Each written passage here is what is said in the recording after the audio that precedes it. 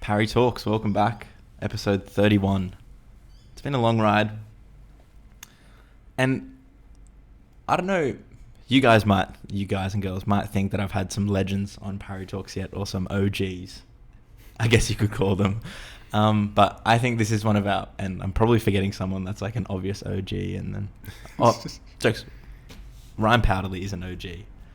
But we've got another OG on today, the man, the myth, the legend, Dro Carey. Welcome to Parry Talks. Hey, thank you so much for giving me the ranking, the title.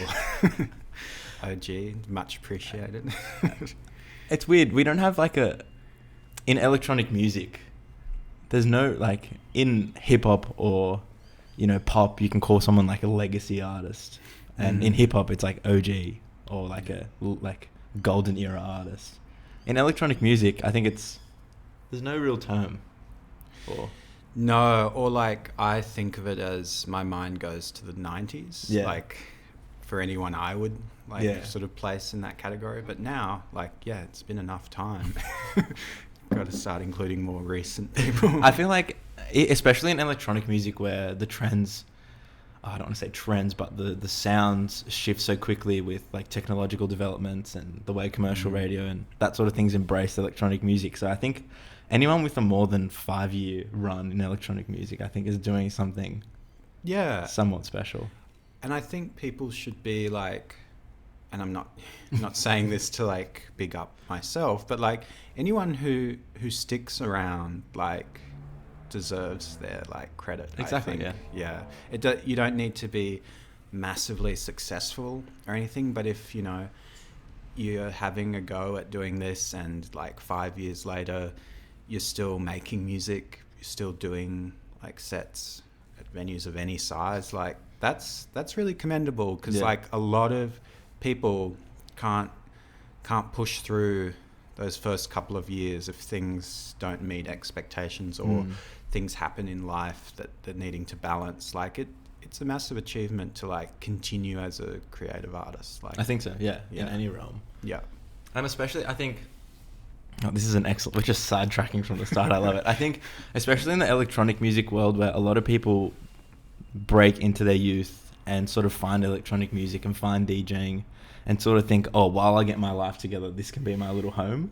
And then a lot of people break out of it, whereas a lot of people commit to the community and commit to the cause, which I think is a super interesting sort of thing with electronic music that happens so much because it is so community based, and it is quite a taxing community to be involved in when your favorite DJ is playing from 1 till 3 in the morning. It's I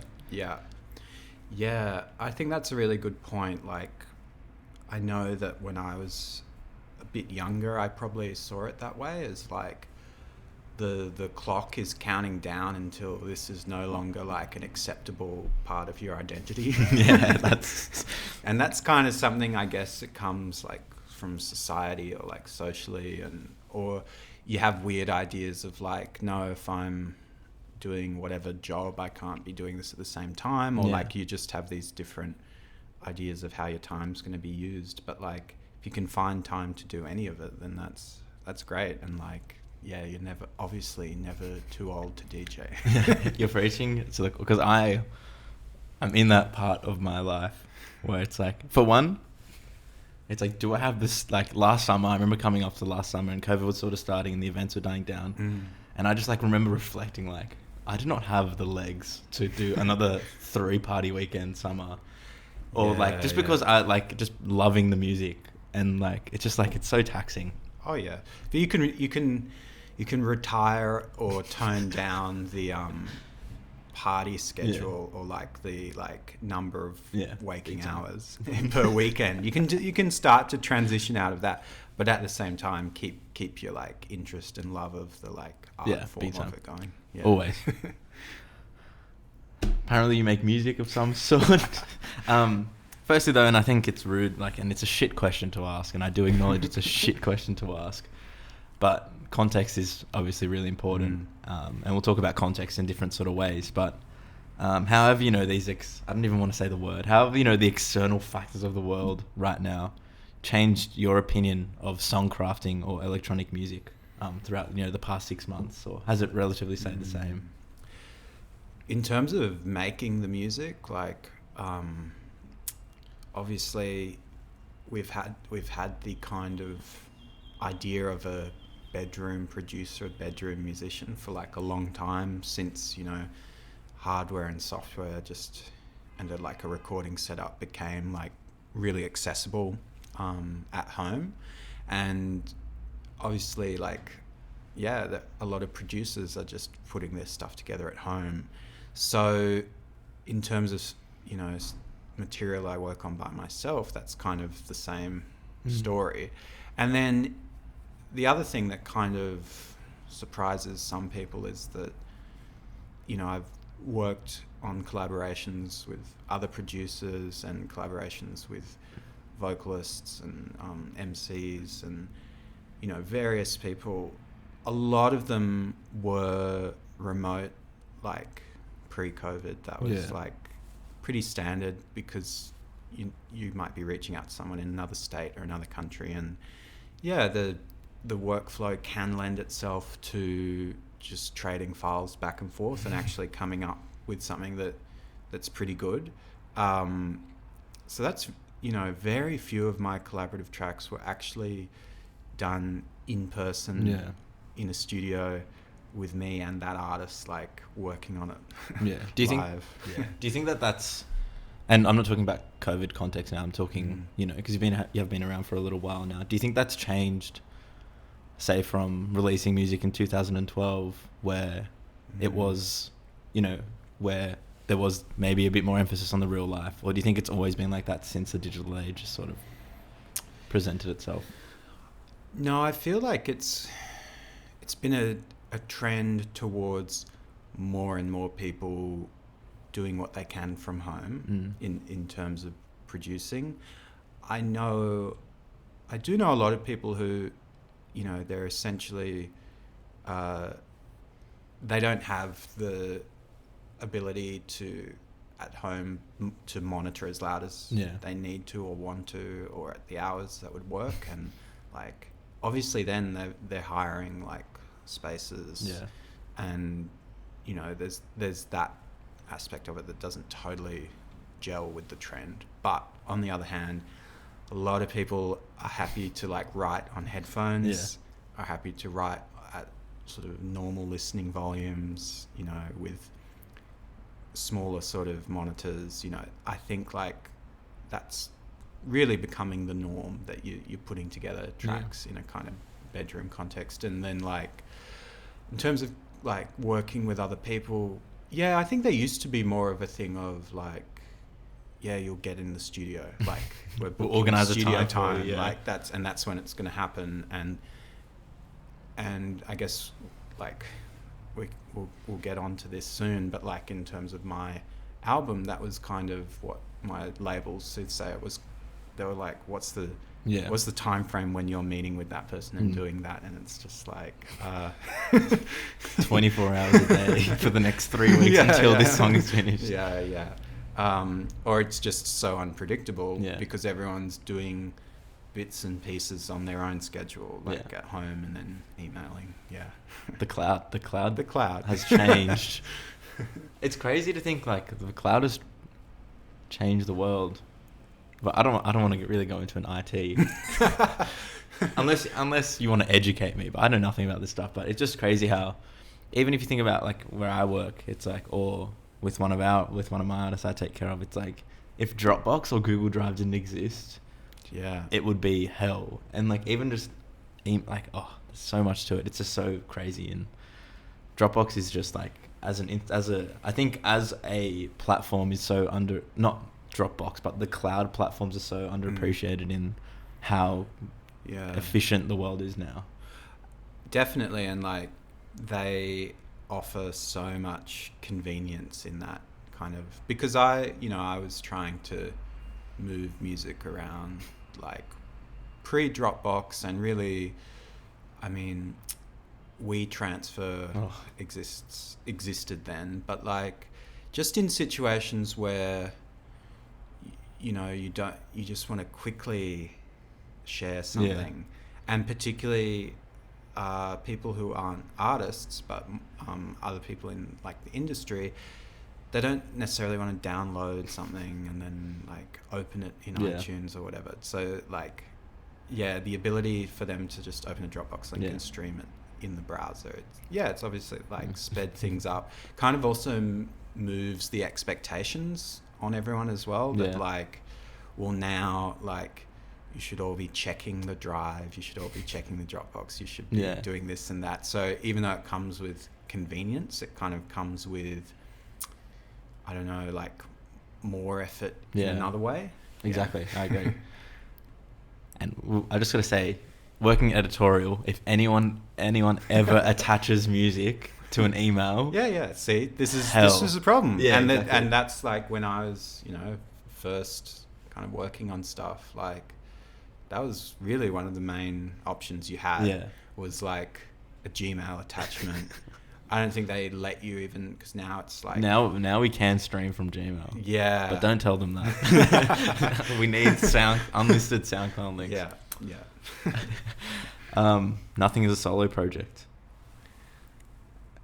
We'll get on the title, but obviously releasing, and again, shocker of a question regarding COVID, but do you think that the album will be consumed differently because of when it came out? Or do you think that naturally it'll fit the same ears in a similar sort of way, just generally? Yeah, that's kind of a hard one, because I've never, even though I've done lots of releases, I've never done one like this. And it's not just because it's a debut album, it's just because it's like of a particular length and in this, I guess, this style where, I don't know, it's kind of, I would say that it's better that I'm releasing that as opposed to if I had like a kind of club 4-tracker of like dropping in this exact window of time. Like, I think I'm lucky that it's this album, it's this thing that I was always looking at as, okay, there'll be tracks on this that I can play out, but more so than that, the whole thing has a bit of a narrative, a bit of a like flow to it, and it basically needs to be able to be put on, and like, this is not meant to be a bad thing, but put on in the background with any task. Like, really thinking about all that stuff, that because I look at those characteristics as like, for albums I really like, that it's like, no, I can't be selecting and like DJing out of someone's album. I need to like, package this up in the best kind of sequence I can, and really be thinking of it in that way.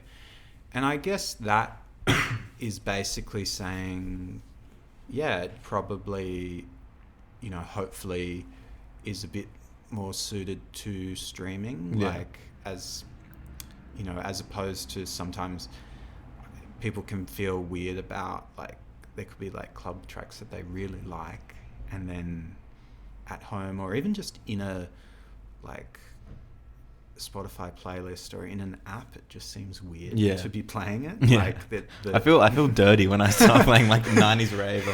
I'm like, something about the context it can be a bit odd. So it fits generally that platform. I think. Agree. It's still kind of early days in terms of like, what playlist support is it getting? But like, I mean, like,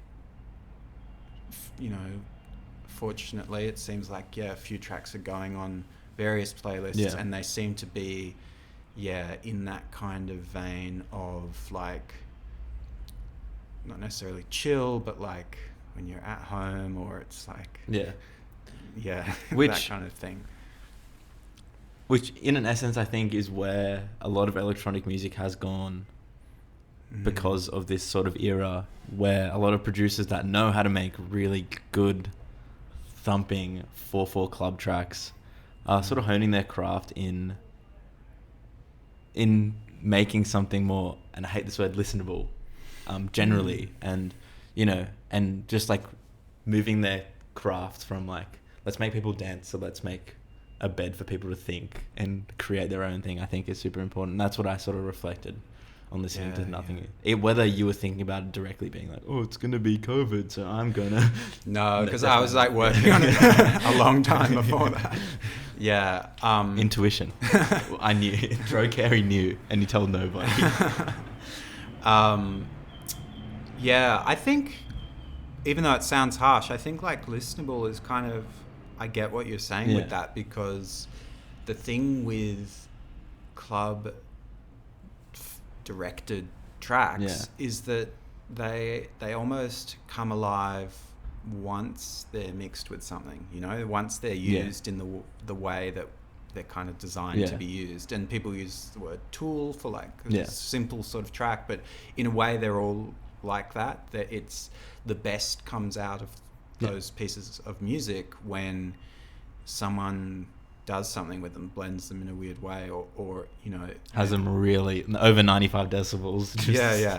Or different speed, or like the particular party or place it happens. Like there's all these other aspects of that art form of like, I guess, dance music in actual DJ sets, and that includes like recorded sets as well. It's just, you know, I listen to like way more like podcasts and sets than I do like the dance music that's in them. You know, I can appreciate that at home, like, because you're just hearing kind of the craft and the decisions, and like it's just I think the big factor is a lot of these tracks are like too long if you play them like front to back. That's not to say like I'm going to speak for you here, but you're going to agree. Like, we love these tracks. Like they're beautiful and brilliant. This is what got me into what I do. This is like, if you do the analysis of every track I've made that's come out, like way more of them are that than than the other kind of listening we're talking about. Like that's absolutely like, you know, I think it can get you into, it's like a pathway into so many things, because you start to appreciate like single sounds like kick drums and snares, and like it gets you on this like engineering path, or this or arranging path, or like how is this put together, because it's very approachable when it's like those simple elements but like mixed and produced in the best way. Brilliantly. Like it's obviously extremely like creatively valuable, but it's more, I'm just sort of talking about like which context do which things thrive in, you know? And I guess this almost answers this question, but just to keep getting you talking about it, do you think, I'm thinking structurally, so when you're in your head, you're thinking the structure, if you're writing a dance EP or writing any sort of EP, it might come across a bit more dancey, but do you think that tackling the structure of an album and knowing that I'm going to make an album sort of naturally geared you towards making music that was generally a bit more listenable, or, you know, maybe a bit more traditional in song structure? It did, but it was like a slow process, because while I was aware of that, like in, you know, at times at the back of my mind, at other times maybe at the front of my mind, but like I still sat down some days and wanted to like thrash out something that was not like that. And there was a lot of writing I did that I think couldn't escape a like simpler, and not even necessarily more simple, but like just pushed at that heavier like clubby end of things. And I just had to, you know, realize like that's not, it might be good in and of itself as a track. I might look back and be like, yeah, that was good, like something could happen with that, but it just couldn't fit. Like it just had to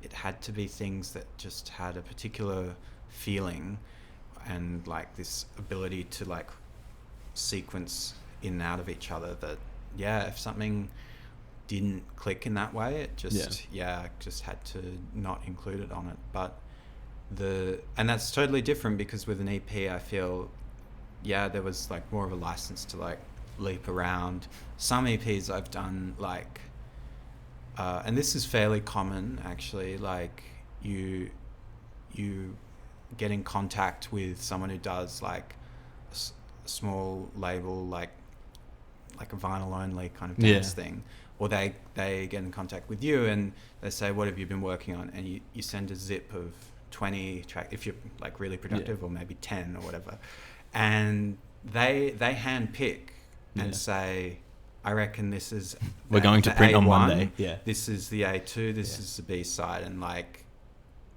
you don't even have to think about sequence or anything. It's like these need to be pushed out to the like DJ world, and these are the ones that we pick, and we like sort of, this is what we think is going to be interesting to people. And I actually liked that, you know, because it took a lot of decision like effort out of my hands, and there's a few releases that have been like that, and I respected the people who were doing it as well. So it worked for me, and sometimes they chose tracks I didn't expect them to choose at all, and then looking back I was like, oh yeah, that was a really good call.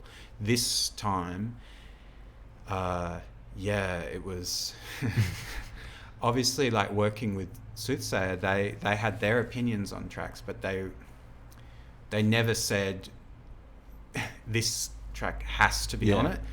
They would certainly say this track probably is never going to fit it, but they would never sort of say which ones have to be on. So at the end of the day, I had to kind of come back like a few times, a bit like how you like have to draft a whole book or something, and I just be like, here it is, like this is what it's looking like, it's 15 tracks at the moment, and I've changed this and this and this, and then it was a big process.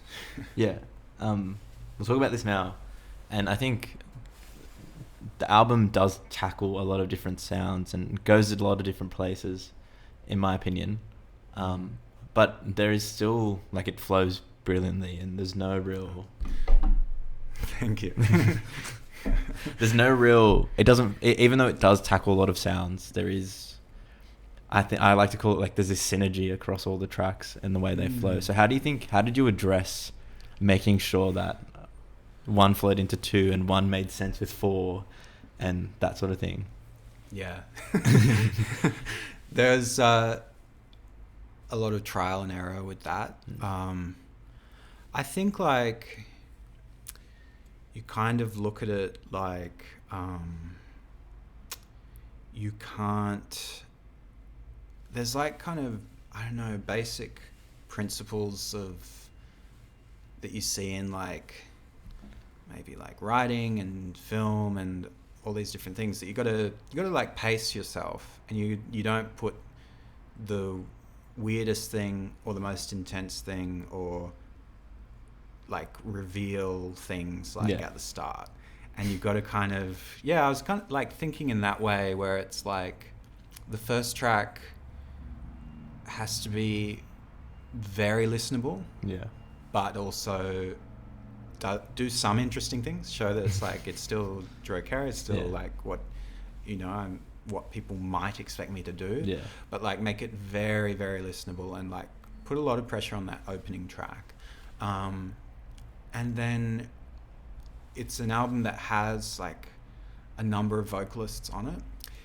I think to pace it a bit before you hear the first vocalist, because otherwise if you open with a track with the vocalist, then a lot of people would be like, I don't care about the instrumentals, like I don't know, it's like deploying too much stuff too early. And so just thinking of things like that helped to like structure the front of it. And then really it was doing these like listens through with different track sequences, and sometimes it's just as simple as like, as one like fades out as it ends, like what does it sound like if you think of the first note of the next track as like a bar that's part of that previous song, you know, you're kind of thinking in that way. And that made it really like obvious for some of the tracks. There were just really, particularly there's a track that I worked on with a dancehall artist, Alex A Game, that's like really poppy and really down, like a down-tempo track, but like, you know, maybe the more unexpected sort of sounding track out of everything.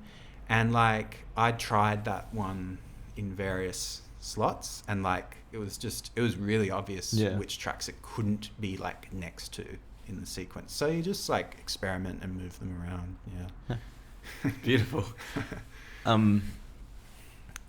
Yeah, awesome. And this might be another bad question. I should just give myself some more I don't credit. think they're bad questions because I seem to be like having a lot to say. And you talk about film as a sort of inspiration. Not film so much like, well, I saw a tree and I want to write a song that sounds like that tree. But film in the sense of structure and I don't know if would you say that the album has a narrative? Like not in the way that I can outline a story, but This long story. But people talk about like film and theater having like, you have these like, what is it, like an orientation, like establishing everything, and then you have like complications, and then you have like conflict, which obviously this album doesn't really have anything like that, but like that's attention almost, that's like the peak energy. Yeah. And then you have things like kind of like an aftermath of the energy, and then you kind of conclude. And that's, I know that sounds very like general, but you could almost create a little graph of that, and that's the narrative. That's Year 12 English. Yeah. Shout out to Mr. Wilden. I reckon if there was one teacher at my school that would be listening to this, would be my English teacher. So shout out to him. Who knows? Maybe And look, English, like narrative arcs, like that they relate to they're awesome. Albums. Yeah, big time. I feel like school. Yeah. I feel like, and I could just, we're here now. I feel like the things people learn at school aren't so much like what you learn in the classroom that's on the textbook. Or on the board or in the textbook. It's so much about just like the patterns of thinking that you get put into, and like I find it a lot of my tastes, whether in what I'm studying now or what I like to do now, comes so much from just the way that certain teachers or certain people in that environment sort of taught me patterns of thinking. Yeah. Oh, look, I think like having encouraging like teachers or like figures, like, I don't know, that even, just people who say that, you should write a short story, you should do this or whatever. Like, it's a big thing actually. Like, it may not be what you go on to do, but like, there's something about it. It kind of takes away that like friction or tension of trying to do something creative or like unusual. If you've had like really like good teachers, when people say they're inspiring, they definitely are, and it can be like way after the fact that you kind of realize what was inspiring about them. Once you start to witness how other people do their jobs every day, you realize that teachers were giving a lot, Big time. Raise their wages. Teachers are so underpaid, it's actually ridiculous. Where did the songwriting process for the album start? You said you've been writing on it for a while. When you did start, were you like, as in I'm talking very, very early stage, was it like, I'm going to write this record? Or was it just so much being, I've written a couple tracks and hang on, these are sort of sounding... No, it was probably like responding to... I was almost going to say the demand, but like the idea actually like put forward by Soothsayer. So I did an EP with them, like that was now 4 years ago, and they were like, cool, we're ready, we're super happy with that. We're ready for you. We're ready for you to do an album. And I was like, oh, I don't really do albums. Or like I prefer working on like multiple EPs and singles. Like that seemed to be going great. And they were like, no, this is like, you should really think about this as a step in your career in terms of actually, and even if you don't look at it as, like a career step, it's like a creative effort, like to develop you creatively in a new direction. And it was mainly through their like encouragement and offering like a deal to do an album, but a home for it as well. Yeah, we joke about it, but the home, I think having a stable, or not stable, a stable home, having a trustworthy home for music is so important. So I think even though we do laugh like about that, it's so true. Yeah, absolutely. Because otherwise, I would have thought, oh, is it going to be like many hours, and then it's gonna like, if it wasn't with them, like, is it going to be something that will people notice it? Will it be promoted at all, or will it be promoted in a weird way? Like, will it be getting to the right people? Just will it fit into my like career thus far? Will it be this attempt to like rebrand and pretend almost that it's like the first bit of music from me, because it's kind of that opportunity to say, oh, it's a debut album, so it's like, you don't need to know this other stuff. But that's totally the opposite of Soothsayer. They're like, no, the legacy is part of their interest, you know, in me and what I do, and not all of it would be things they would release, but it's certainly a lot of it are the things that they like, the team like personally likes. And so you just have like this, you come in with this really good relationship where they're actually like fans of what you do, and you know, are excited to see what happens when you like work on something like an album. So it was definitely through that like encouragement that came from knowing there was a home for it. And then I would say I got started pretty quickly. I'm trying to think now. There's probably like a few tracks on the final track list that the first demos of them were almost like end of 2016, early 2017. So there are a few of them that right when they said, like, let's do an album, I started working on. Definitely, there's a track called Boundary, and this great artist Zello is the vocalist on that. That beat was definitely in the kind of first set of beats I sent through and said, look, this is the kind of thing that might be on an album. There are a lot of other things in those early folders that are not at all like the album, because it's, and I guess if people could see behind the scenes, they would see like a like clearer like transition of like what I was doing then, or even earlier with like EPs like Club Injury Handbook and like singles like Elevate. Like, so I actually initially wanted like a lot of grime sort of tracks on the album, but what I realized I didn't have the ability to get them to like sequence. Like I just really, and maybe it is like, there are some great grime albums, but that's through the personality of the like MC typically, and that's like the through line. Really, like in terms of like grime beats, it's like I just had to come to a kind of realization that, at least for me, maybe, but like it's probably better as a single genre, and like I couldn't try and like fit every single thing I liked onto an album.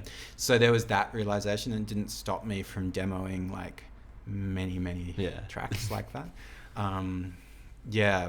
But amid those things that are nothing like the album, there were the early versions of tracks that made it on. So it's almost a little over 2-year kind of writing process. Beautiful. You said the word, so we have to dig in. Grime. We love, and the audience loves grime on Parry Talks. What's your GOAT grime album? Because I am a Konnichiwa man. But that's a very listenable album. Yeah, it's brilliant. And but then Godfather as well. Yeah. I don't know. It's a thing. Yeah. I'd say like based on like total listens, those two would probably be like up there for me. I mean, you have like classic like Dizzy as well, that would be up there. I don't know. There's so many. that's the thing. My head doesn't go to albums, it goes to tracks. Yeah. Like, it's just yeah. Oh. I just, when Konnichiwa came out, I remember we were at school, I was like in year 8 or 9, and we were like flinging it on airdrop to each other, like, you have to listen to this record, and we're like, what is going on? Like, yeah. Because the British slang is so similar to the Australian slang compared to when you're listening to some album, compared to when you're listening to The Chronic. And it's like, we have no relationship to that world. But then when Skepta's rapping about black tracksuits and stuff, like, that was us. Anyway. Yeah.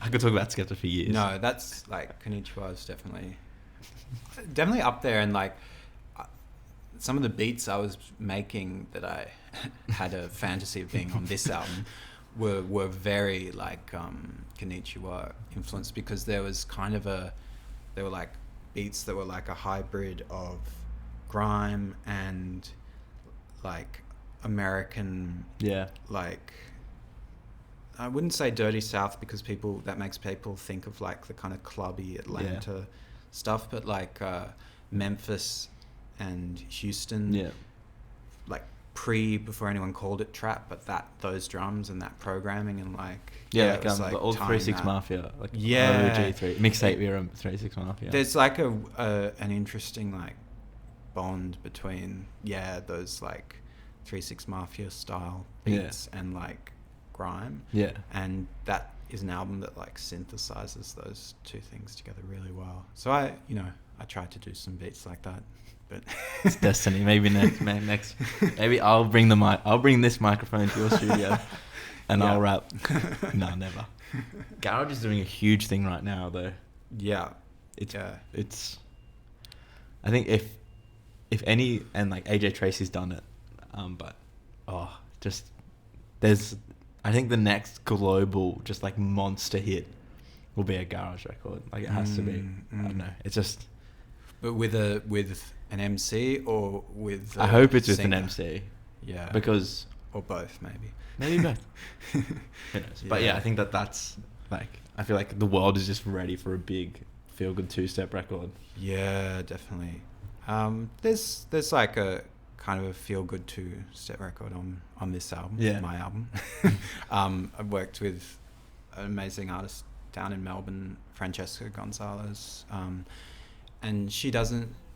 I don't think she had done like, features or top lines over those kinds of tracks, or with like a clubby sort of producer. And it was total like random email that I sent, and very fortunate that she got back to me. And it's an interesting track because it's like, it's very bouncy and sunny in the beat, but then she kind of wrote lyrics that were like quite negative, which I loved, that it was like not, I love that it's not the like anticipated like stereotypical lyrics. Let's go, because I read that, shout out to Emma and Purple Sneakers, but there was super interesting conversation there about collaboration and the way traditionally collaboration is used in electronic music, and especially with the title of this album, Nothing is a Solo Project. Collaboration is clearly something that you take a lot of care for and think about a lot. So how do you think you overcame the whole sort of idea that, you just send someone a beat and they do the top line and then it's done? Or how did you I'm trying to find the word, like, just make the collaborations useful and emotional and I'm lost for words, but sort of I get what you're getting at. It's kind of like, because I sort of come along and say, look, everyone who's on this, they did more than just sing, like, and it's one thing to say that, it's another thing to like, well, what does that mean, like, in terms of the process, and how did I encourage that?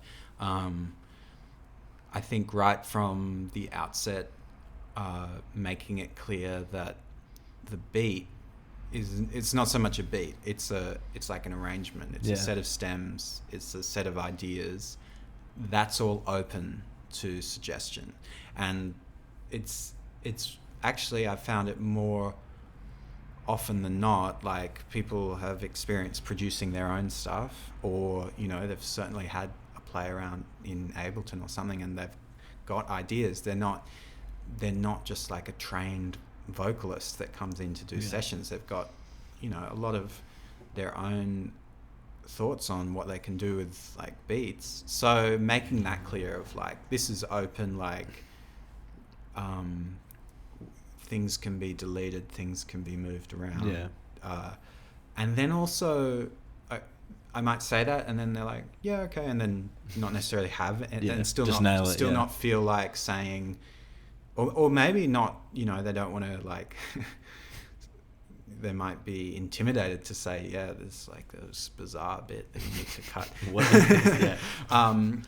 But then you can have this like sort of process where they take the beat and write to it and record to it and maybe do different options and like different takes that aren't like just that aren't actually bounced to it. There's kind of a story that's told in their takes and in what you get back and in how they've tackled this task of like working with a beat someone else made for them. And you can realize things like, oh, the way the bass moves does not lend itself like to a change in like a harmonic change or what they want to do. Like the bass is not moving enough, or it's doing something weird, or you did something like that was like a bit of a passing note out of key, and it's like messing with what they're doing. And it could be technical like that, it could be more creative, but I review the beat in light of what they've done. And there can be like major changes, particularly in the bass lines, but like really in the chords, in anything. If they've sung something that's like kind of going in this other direction, I would then follow it. And like, you know, we have this great flexibility in like audio workstation kind of software where it's like a lot of the time it's like MIDI, and that's just easy for me to kind of go back in and completely rewrite to support what they've done. So even when someone might think, oh, I didn't say anything to Dro about changing the beat, like they did contribute, because I like listened back after what they had done. So those are some of the ways that like that actually filters into the creation of the whole track. And then even in one case there's a track called Act Like You're Home. One of the artists I worked with on that, Benny Moon, he asked for the stems and like wanted to write some additional synth parts and like just play around with them while he was writing. So essentially like, I think almost like building up from the drums only, he kind of created his own other idea of a track, and it's like he was like, you can take whatever you want and reintegrate it back in, and like, so that was a bit more like a producer collab as well. Beautiful. And it's called Nothing Is a Solo Project, and there are songs on the album without features. So what either, you know, practically or conceptually, what makes those tracks not solo efforts? That's a really good question. It's like it's a good point, because they would appear to be me just tinkering away. But I actually was thinking of like what I wanted to attribute in terms of those tracks, and there are like, and I want to work on like a blog post or something to like put it out there specifically, but like there are really talented sample creators. There are like individuals, companies, studios. They put together like loops, and often like, so people might be saying, but what's so great about that? Can't you do that yourself? Loops maybe of like a bunch of rare percussion instruments that they've like tracked live at a nice studio to analog tape, and you can use it without you pay a one-off thing for a zip download through PayPal, and that's it. Like they're not cut into the recording or the publishing. It's like this license for you to use it. And that's the kind of sample library industry. I don't know, people probably don't necessarily like know a lot about that. That's like, because sampling, people go to, in their mind, they probably go to like an old jazz record, flipping something that is another piece of commercially released music. That's sort of riskier and riskier as like technology becomes better at automatically detecting you doing that. But the thing anyone who's interested in sampling should look into is the various avenues for like legitimate kind of use of other people's recordings. So I kind of wanted to talk about that, or like mention that. And there are, I think on most of the instrumental tracks, there are actually vocal samples. And those come from, again, those kind of packs that you just sort of buy, and then you can use them in whatever context. But I guess the drawback of it is, or the thing to think about is, everyone has access to them. Everyone can pay the $20 or $40. So if you are like, wow, this vocal hook's amazing, and you use it exactly as it is in that sample pack, someone else can come along, and then you've got two people doing something that sounds the same. So I tried to do weird things effects wise, like chop them up. There's a couple of tracks where there's a particular session vocalist in the sample pack, and I've like moved words around from different lines that they've done, like kind of creating new phrases. And a lot of them I tried not to have the actual lyrics necessarily something you can like make out clearly. And that's probably like a bit of a like Burial influence, like that, because that, Burial stuff had a huge impact on me, like when I was first getting into like, discovering all this like UK electronic music. And this idea of like a vocal that you can hear, it is a line of something, but like you can't totally make it out, and that can be kind of cool because it just gives an emotional feeling without dictating too much of what's going on. So just grabbing stuff, using it in that way, like combining a lot of different sample library vocals to like layer them together or have them interact with each other. That's interesting. So it encourages you to get creative because other people have these loops. Exactly, It's not a solo project.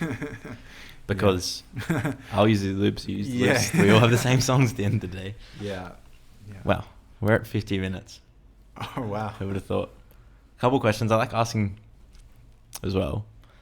If you had a podcast, you hosted a podcast by yourself or with guests, other than music, what would it be on? What's your secret passion or love for? Ooh, yeah, man.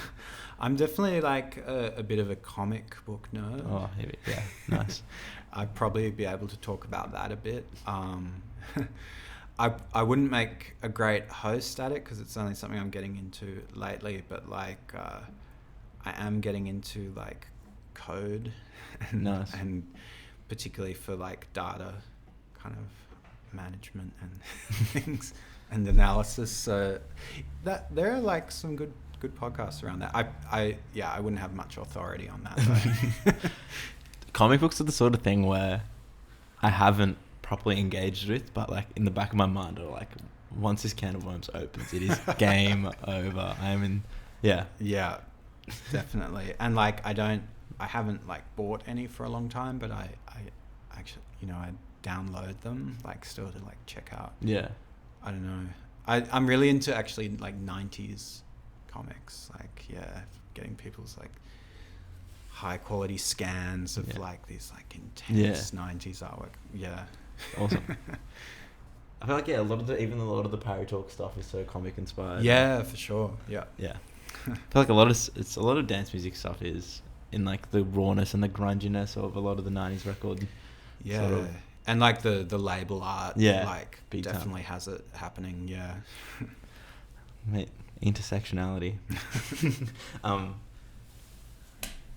This is, you might not even have an answer to this, but a couple of previous Parry Talks guests are very passionate about their favourite fast food in Sydney.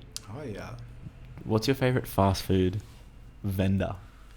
Yeah.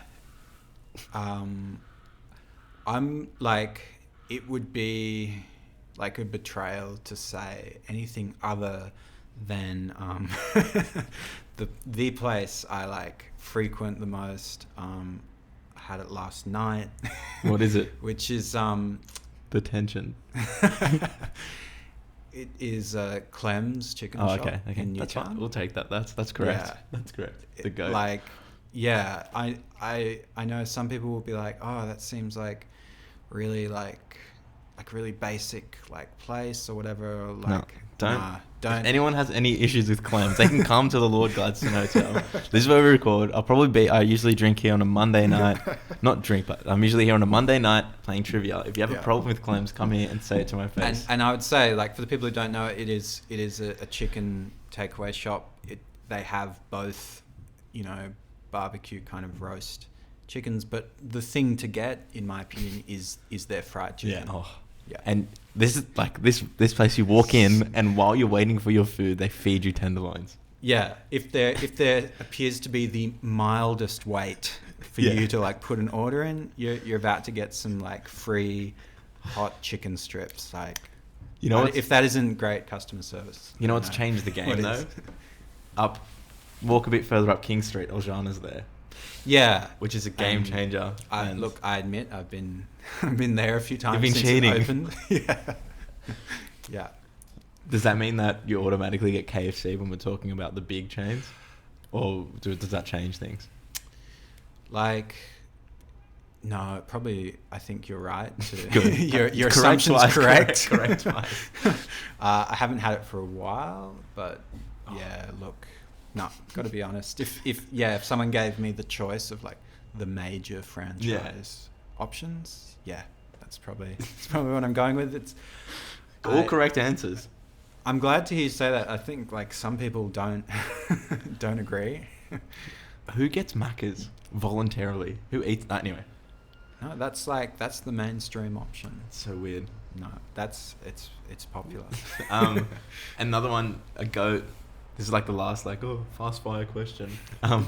Goat like a mix or a boiler room that just has a special place in your heart. Ooh, yeah. Oh man.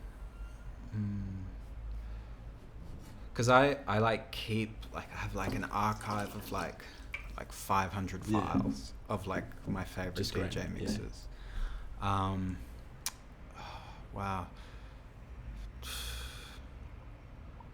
That's a really tough. It doesn't have to be one. What just sticks out? Yeah. There's so there's a few like. Yeah, I'm gonna give some like maybe lesser known picks that people can kind of check out, like look up their SoundClouds. But there's a DJ. His name's Dro Carey, Jon, and then just like the initial K. Yeah, he's in the UK and he's not a producer. He just a selector, and like definitely check out. He's done things for various like mix series, and he did like a cassette like for the trilogy tapes, I think, at one point. Kind of like Ben UFO. Yeah. In his like eclectic kind of selection. So there's like a couple of Dro Carey mixes. There's if you're into techno and like W or like I don't know, like ethereal kind of stuff, there's another DJ like Nick Craddock, like CRADDOCK. Yeah, they're two guys whose like mixes I definitely have spent a lot of time listening to. Yeah. Oh, it's tough. I would have got out my like folder and my like ranking before I came, but like there's a couple of recommendations of It's definitely the point to just stitch someone up and put someone on the spot with that question. Yeah. Once, I think it was Cassettes for Kids, this DJ from Melbourne. He was like, "What are yours?" And I'm like, "Whoa! You don't ask the questions here, man." I asked the question. You don't get to turn that around. You can't. Dro Carey. Nothing is a solo project out now. Go stream it constantly, just on loop. Yeah. When you go to bed at night, put it on mute and sort of stream it over and over again. Yeah, I'm not like, I'm not necessarily endorsing that because I don't. I'll endorse it. Because I think, like, I'm sure, like, Spotify is, like, starting to clock, like, if the volume's on 0, will we record the stream? Like, but if they haven't, then, yep, go for it. Pay Dro Carey's next Clem's feed by streaming his album. Yeah, that's, I think, like, month to month, like, I probably can get a Clem's. That's perfect. That's all that matters. Yeah, like 1 or 2 from, yeah. But you could increase that number of Clem's feeds. Clog his arteries. Dro Carey, thanks so much for coming on. Oh, thank you. It's really great to chat. Woo!